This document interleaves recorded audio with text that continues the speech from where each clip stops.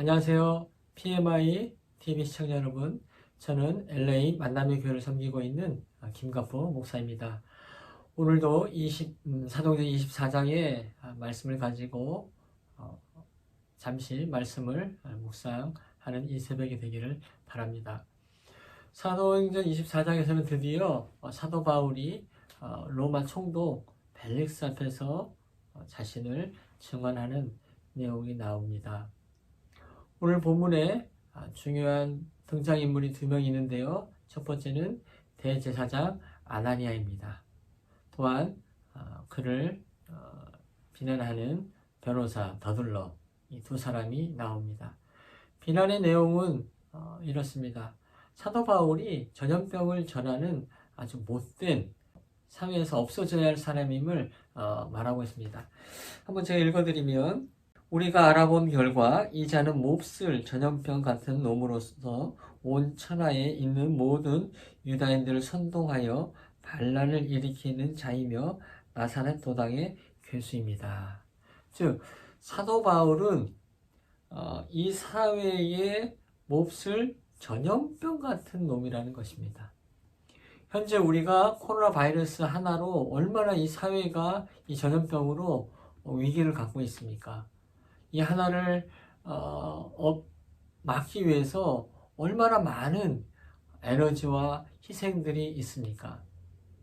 그런 의미로서 이들이 사도 바울이 이 전염병과 같이 이 사도 바울을 막지 않으면 이 유대인의 도당의 우두머리인 이 바울을 통해서 로마의 통치에도 문제가 있을 거라는 그런 논리로 사도 바울을 고소하고 있습니다. 이런 변론 가운데 10절에 사도 바울은 이렇게 말합니다.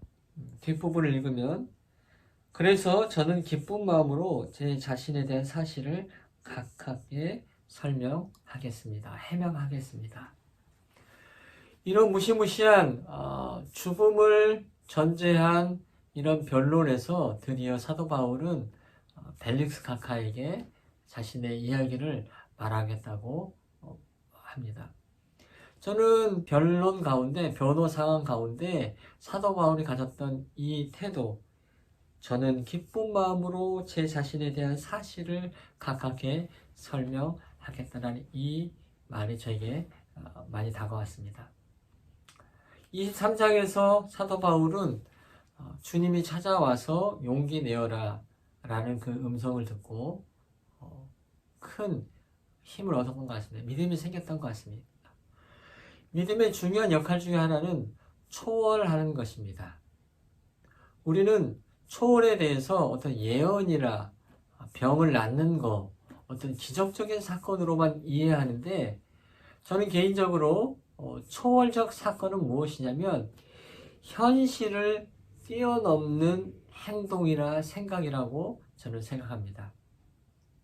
그런 의미에서 크리스찬 성도는 항상 초월적인 삶을 살 수 있는 것입니다.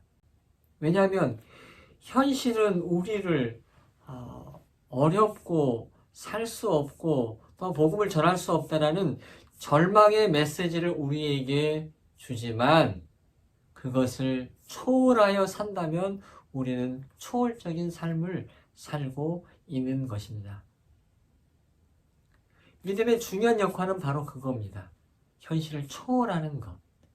현실이 말하는 것에 순응되어서 살아가는 것이 아니라 초월해서 살아가는 것입니다. 사도 바울이 이 변론의 그 상황 가운데, 자신의 절망 같은 어둠과 같은 그 상황에 대해서 절망하지 않고 기쁜 마음으로 변론합니다. 바로 이것이 크리스천의 삶입니다.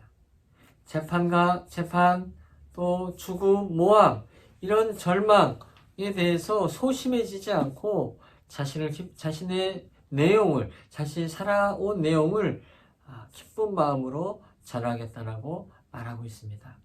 이것을 우리의 몸에 좀 연관해서 생각해 볼 필요가 있습니다. 우리의 몸은 내가 말하고, 내가 생각하고, 내가 인식하는 대로 내 몸은 반응하게 되어 있습니다. 신비의 영역인데요. 그래서 만약에 상황이 좋지가 않은데 내가 입술로 내 생각으로 좋은 상황이야. 나는 이겨낼 수 있어. 이 어려움을 이겨낼 수 있어. 하면 우리 몸은 그거를 인식한다는 것입니다. 상황이 아무리 어려워도 우리 몸은 그 상황을 인식하는 것이 아니라 내가 말하는 거, 내가 생각하는 것을 인식한다는 것입니다. 반대로의 경우도 그렇습니다. 반대는 어떤 경우냐면 상황은 너무나 좋은데요. 내 입술로 너무 힘들어. 내가 이 상황에서 복음을 전할 수 있을까? 내가 로마로 갈 수 있을까? 이런 부정적인 말을 한다면 우리 몸은 부정적으로 인식해서 부정적인 호르몬과 침체되는 그런 몸의 시스템이 작동하게 되는 것입니다. 이 몸의 그 메커니즘을 우리는 잘 이해할 때 우리 삶이 좀 더 행복해질 수 있습니다. 행복은 다른 것이 아니라 내가 만나는 작은 것들을 기쁘게 만날 때 우리는 행복해지는 것입니다. 사도 바울은 너무나 어렵고 절망적인 상황이었지만 주님이 용기 내어라는 그 말을 내 안에 넣고 내 안속 깊이 마음속에 잡고 살았기에 자신의 변론의 과정 가운데 기쁜 마음으로 벨리스 총독에게 자신의 상황을 설명했습니다.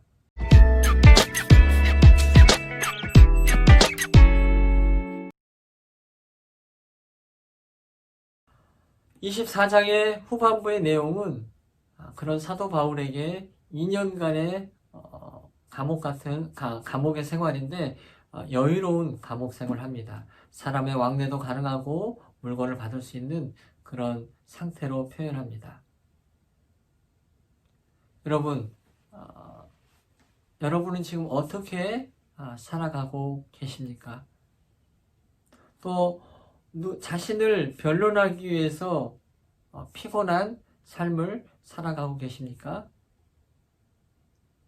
저는 오늘 사도행전 24장을 바라보면서 사도 바울이 가졌던 하나의 감정, 기쁜 마음, 내 얘기를 기쁜 마음으로 이걸 어떻게 설명할까?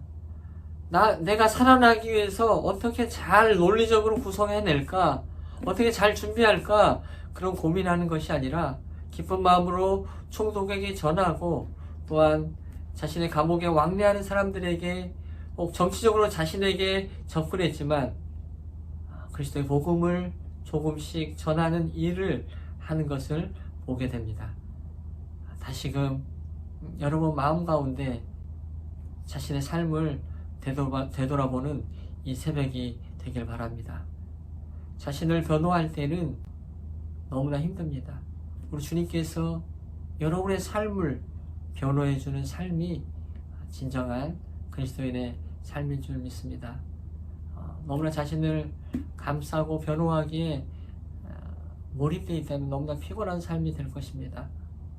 사도 바울처럼 주님 주시는 용기로 기쁜 마음으로 또 긍정적인 생각으로 또 말씀 위에서 복음을 전할 때에 우리도 사도 바울처럼 기쁜 마음으로 감옥에 갇혀있는 2년의 시간이라도 또 코로나로 제한되어 있는 이 시간이지만 우리는 좀 더 여유롭게 주님의 말씀을 전할 수 있는 그런 상황이 될 것입니다.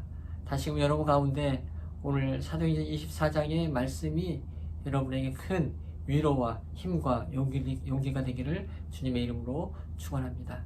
기도드리겠습니다. 하나님 은혜를 감사합니다. 이 새벽에 사도행전 24장의 말씀을 통해 사도 바울이 어렵고 힘든 가운데 있었지만 다시금 주님이 주셨던 그 용기로 인해 기쁜 마음으로 자신의 삶을 서술하며 변호하는 것을 보게 됩니다. 주님, 저희도 내 자신을 증명하기 위해 너무 애쓰지 않게 하시고 그저 기쁜 마음으로 주님께서 나를 증언해주는 삶을 살아가도록 그런 사도행전적 삶이 되도록 인도하여 주시옵소서. 이 모든 말씀을 예수님의 이름으로 기도하옵나이다. 아멘.